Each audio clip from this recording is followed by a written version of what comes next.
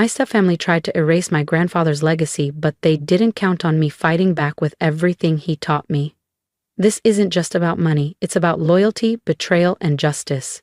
Subscribe now if you believe family is earned, not just blood.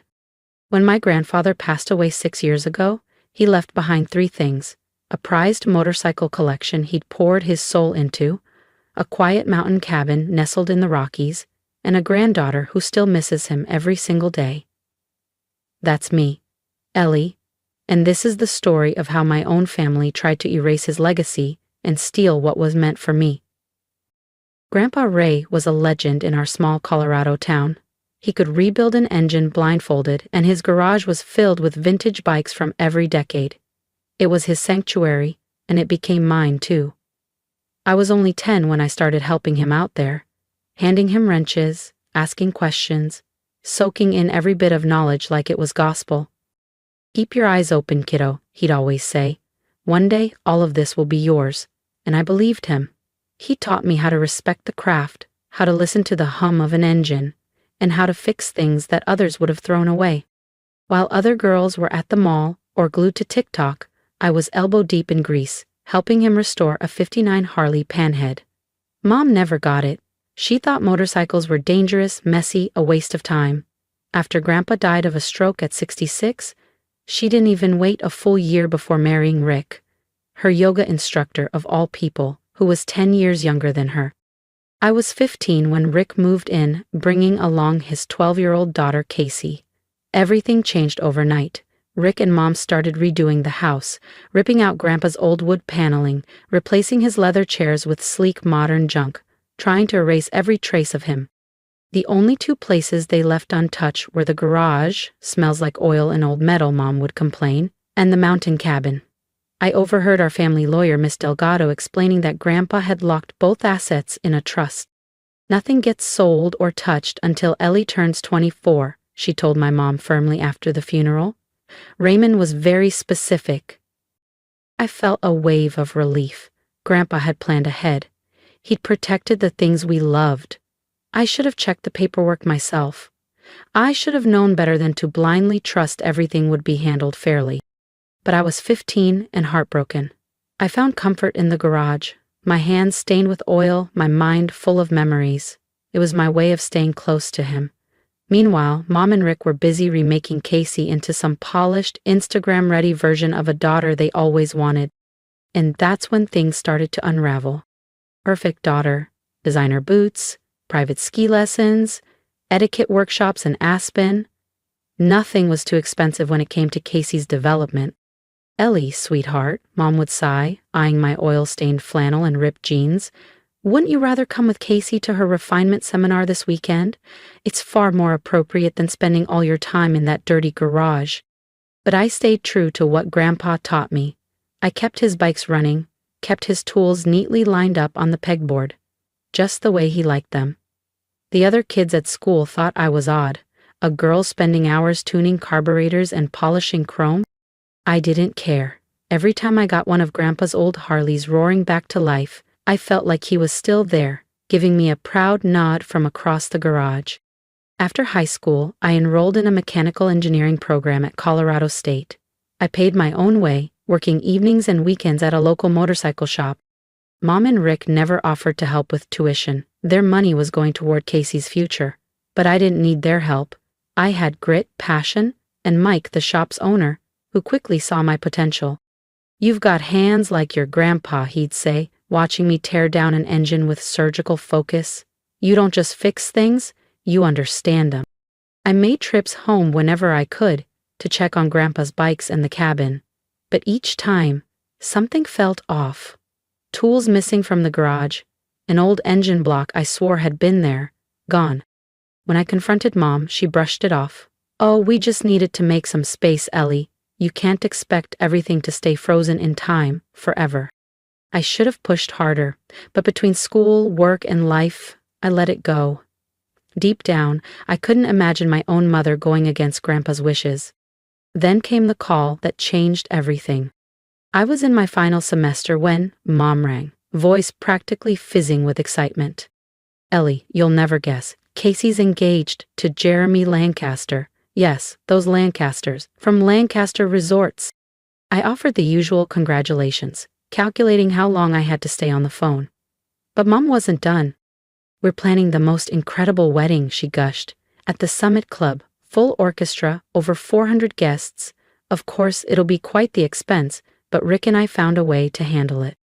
Something in her voice made my stomach twist into knots. Mom, what do you mean you figured it out? I asked, trying to keep my voice steady. She paused and I could practically see her rehearsing that sweet but manipulative smile she always used when she wanted something. Well, she began, we've had some interest in the mountain cabin, and since it's just sitting there unused most of the time, you can't sell the cabin, I cut in, heart pounding. Grandpa's will.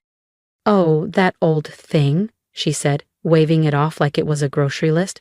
Rick had his lawyer look it over. Apparently there was an issue with how it was filed, something about incorrect witnesses or missing notarization. The point is, as Raymond's widow, I have full authority to sell.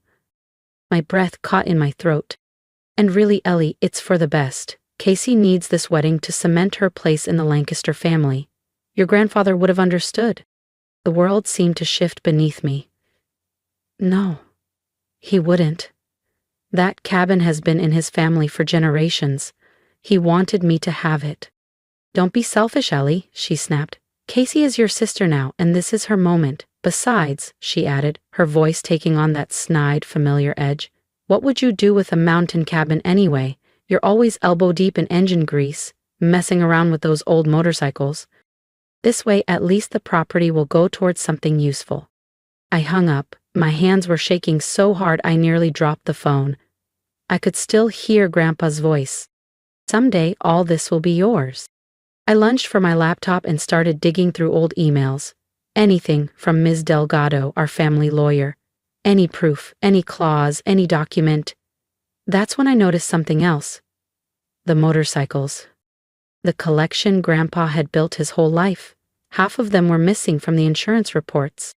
I called Mike at the shop, doing my best to keep my voice even. Mike, I need a favor. When you last saw the garage, how many bikes were there? A long pause. Ellie, I was wondering when you'd ask. They've been selling them off, one at a time. My stomach dropped. I tried to stop it. Those bikes were meant for you. But Rick said they had paperwork. Legal stuff. I ended the call in stunned silence. Then I opened my email and wrote 2 messages, one to my academic advisor, requesting an emergency extension, and the other to Miss Delgado. The second message I sent was to a lawyer I'd met through the bike shop, a soft-spoken, sharp-minded, classic motorcycle enthusiast named Marcus Bennett. He also happened to specialize in estate law. Need your help. Family inheritance being sold without permission. How soon can we meet? I typed. His reply came back in minutes. Tomorrow morning, 8 a.m. Bring anything you've got. That night, sleep didn't come easy. I kept replaying Grandpa in the garage, his hands calloused, grease under his nails, teaching me how to feel the engine's rhythm, how to hear what others missed. Keep your eyes open, kiddo. One day this will all be yours.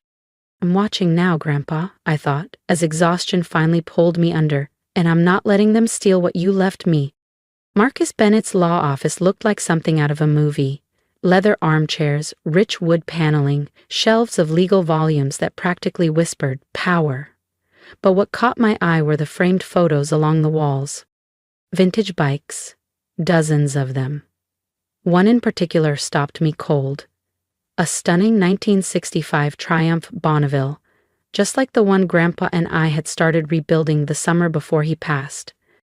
That one's mine, Marcus said, catching my gaze. Took me nearly 4 years to get it road ready. I nodded slowly. My grandpa and I were working on one just like it. Mike must have told him about me, because his demeanor shifted instantly. The easy charm vanished, replaced with a quiet intensity. Tell me everything, he said. Start from the top. For the next hour, I laid it all out. Grandpa's will, the clause about waiting until I turned 24, the missing motorcycles, and now the attempt to sell the cabin to fund Casey's society wedding. Do you have a copy of the will? He asked. I shook my head. Mom said there were issues. Something about bad witnesses or missing paperwork? Marcus's brow furrowed. That's suspicious. Who was your grandfather's attorney? Ms. Delgado's old partner, George Patterson. But when I called yesterday, they said he retired and moved to Florida. Marcus leaned forward. George Patterson? I know George. He's a perfectionist when it comes to estate filings. If he wrote the will, it's airtight. Can you find out? I can do better, he said, pulling out his phone. George plays poker with me and Mike twice a month. Let me give him a call. 20 minutes later, Marcus turned to me, jaw tight. Ellie. George never moved to Florida. He's working part-time at his son's firm across town. Someone's been lying to you. And he definitely never told your mother there were issues with the will, Marcus said, eyes narrowed. In fact, he's been trying to reach you for months. Your mom told his office you were studying abroad and couldn't be contacted. My hands curled into fists. They lied about everything. It gets worse, Marcus continued grimly. George says your grandfather didn't just leave a will, he set up a trust.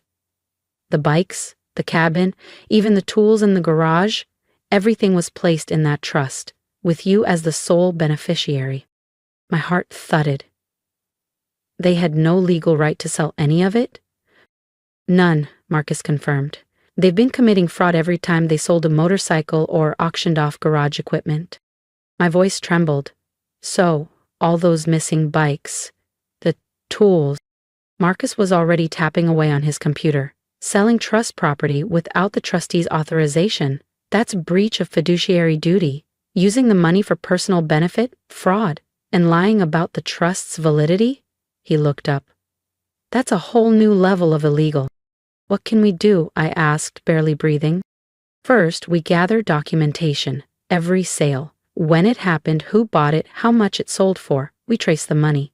Bank records, transfers. Once we have the full picture, we file for an emergency injunction to stop the cabin sale and launch a recovery suit. I swallowed hard, thinking of Grandpa's garage, the empty spots where bikes once stood. Can we get them back? Some, maybe, he said honestly, if we can track down the buyers and prove they purchased illegally. The others will go after financial restitution, and if the court agrees, punitive damages too. He met my eyes, serious now. Ellie, this won't be easy. They're your family. Are you sure you want to go through with this? I didn't even hesitate. They stopped being family the moment they stole Grandpa's legacy. The following weeks were a blur. Marcus and his team got to work, fast. They traced the sale of 11 of Grandpa's bikes, worth over $800,000. They uncovered garage equipment quietly sold off at estate auctions. Worst of all, the paper trail. Money funneled straight into Mom and Rick's personal accounts. Payments to wedding vendors, Casey's luxury apartment, her brand new Tesla. Meanwhile, I took a leave from my final semester, promising my professors I'd make up the work in summer. This was bigger. This was about Grandpa. This was about justice. And as for the mysterious lawyer who found problems with the trust? Yeah, he didn't exist. They'd gone further than I ever imagined, forging documents, even creating a fake law firm's letterhead, all just to convince me they had the right to sell off everything Grandpa left for me. Ellie, sweetheart. Mom cornered me in the kitchen the next morning, wearing a stiff smile that didn't reach her eyes. About the cabin, I know you're upset, but you have to try to understand. Casey's wedding is important. This is her chance to build the perfect life. Like mine didn't matter. I kept my tone flat, my phone recording quietly in my hoodie pocket. And I guess Grandpa's wishes don't matter either? Your grandfather would have wanted to help his step-granddaughter, she insisted. He was generous like that. I pulled out my phone, not to stop the recording, but to show her a photo I'd taken during my investigation. Oh, is that why you sold his 1969 Triumph Bonneville to pay for a weekend at Serenity Springs? Her face lost all color. Where did I know everything, Mom. Every bike. Every lie. Every deposit into your account. She grabbed my arm, tight. We didn't steal anything. We're your family. We have every right. You might want to let go of me, I said, calm but firm. And you might want to get a real lawyer, for once. That night I heard voices through the wall, arguing. Casey's voice rang sharp. What do you mean the wedding might be canceled? The Lancasters will ruin us. Jeremy's mom already ordered custom ice sculptures. We'll fix it, Rick said, his voice strained. Ellie's just being dramatic. She'll fold. I smiled grimly, thinking of the files sitting in Marcus's office. They had no idea how much trouble they were in.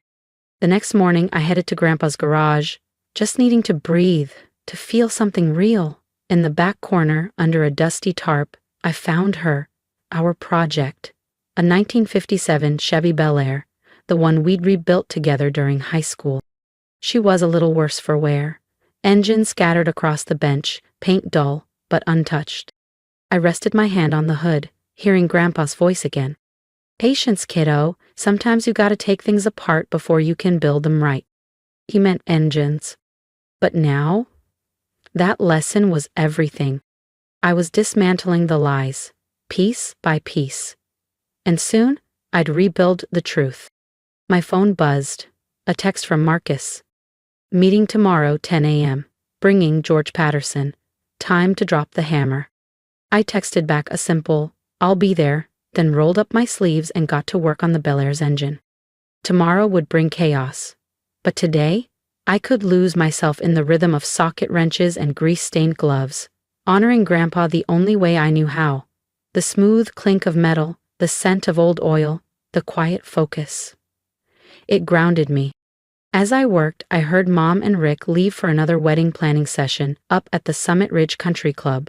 They were still deep in their fantasy floral arrangements, custom menus, orchestras, clueless that while they played party planners, Marcus's team was out serving subpoenas. Every auction house, every classic bike dealer, every shady buyer who'd touched Grandpa's legacy, now on record. The truth was coming, whether they liked it or not. The next morning I arrived at Marcus's office early. I watched through the front window as Rick's sleek BMW pulled up. All three of them stepped out like they were walking into a boardroom. Mom wore her Let's Keep This Civil power suit, a tailored navy ensemble with pearl buttons. Rick was in his tennis club blazer, trying too hard to project authority. And Casey? She was clinging to a giant wedding planner binder like it was a life raft. Marcus greeted them in the lobby while I waited inside the conference room with George Patterson. He didn't look anything like the retired, forgetful old man Mom had described. His handshake was firm, his eyes sharp behind wire-framed glasses. Your grandfather was a good man, he said quietly. He trusted your mother to do the right thing. He paused, then added, I'm sorry she didn't. Before I could answer, the door opened. Mom's confident smile froze the second she saw George. Rick paled. Casey just blinked in confusion. Mr. Patterson, Mom's voice pitched higher than usual. What are you doing here? Marcus shut the door calmly. Good question, Mrs. Whitaker. Especially since you told your daughter he was retired and living in Florida. There must be some misunderstanding, Rick jumped in, but Marcus cut him off. Please, have a seat. They sat. I saw Mom's hands trembling as she adjusted her skirt. She knew. The facade was cracking. Marcus opened a thick folder. Let's begin with the trust Mr. Raymond Whitaker established for Ellie, the one you claimed didn't exist. We never, Mom began, but George cut in. I have the original trust documents here. Properly witnessed, properly filed. Your husband was very clear. Every motorcycle, the mountain cabin, all tools were to be held in trust for Ellie until she turned 24. Marcus slid copies of the trust documents across the table. I watched as Mom and Rick's faces drained of color with each page. Furthermore, Marcus said, calm and precise, we've documented multiple unauthorized sales of trust assets. He laid out photos one by one. The 1969 Triumph Bonneville, sold to fund a spa weekend. The 1965 Norton, gone to pay for Casey's new apartment. The 1970 Indian Scout, used to cover country club dues. Casey blinked. Mom? Rick? What is all this? And most recently, Marcus continued, the attempted sale of the mountain cabin, all to fund a lavish wedding, paid for with stolen money. Stolen, Casey gasped. I looked at her, yes. They'd been selling off my inheritance, Grandpa's bikes, his tools, the cabin. None of it belonged to them. Rick slammed his hand on the table. We had every right. The will was invalid. Was it? Marcus raised an eyebrow, sliding forward more documents. Fake letters, forged signatures, a fabricated law firm, document forgery, wire fraud, trust conversion. Mom's voice cracked. We needed the money. Rick's business. Casey deserved a beautiful wedding. With stolen funds? I asked coldly. That's what she deserved? Casey broke down. The Lancasters will cancel everything. Jeremy's mom already paid for the ice sculptures. I sighed. Maybe you should have asked where the money was coming from. Marcus's voice cut through the room. Here's what happens next. All sales stop immediately. The cabin is off the market. You'll provide a full accounting of every item sold, every cent spent. Mr. Patterson and I will be reviewing everything. You can't do this, Mom whispered. We're family. I stood. Was it family when you lied about Mr. Patterson? When you sold Grandpa's bike from my senior year? When you tried to erase him from everything? She reached for my hand. Ellie, please. If you'd just asked, I might have helped with Casey's wedding, but you didn't. You took. Marcus laid down the final papers, court orders, repayment demands. You have 24 hours to sign and comply, he said. After that, we go to the police. The police, Mom gasped. You sent yourselves there, I said quietly, every time you chose lies over love. They left broken, Mom crying, Rick silent, Casey devastated. I should have felt triumphant, but all I felt was tired. Still, Grandpa's legacy was safe, and that mattered most. Mom and Rick had to remortgage their house to begin repaying what they'd stolen. Casey's wedding was canceled, and with it, her engagement. Turns out the Lancasters didn't want their name tied to fraud investigations. Their words, not mine. She moved back in with Mom, her dream of marrying into high society gone. Meanwhile, Mr. Patterson helped me establish full legal oversight of the trust, making sure no one could ever touch it again. When I finally stepped back into Grandpa's garage, now partially refilled with the bikes we recovered, I felt him more than ever. The 1957 Bel Air still sat in the corner, untouched. I ran my hand along the fender, remembering all those hours we spent rebuilding it together. I did it, Grandpa, I whispered. I protected what you built. I just wished it hadn't come at the cost of losing what little family I had left. Then again, maybe they were never really family, because real family doesn't steal from you, or lie, or treat your inheritance like a blank check. A year later, I graduated from CSU's engineering program.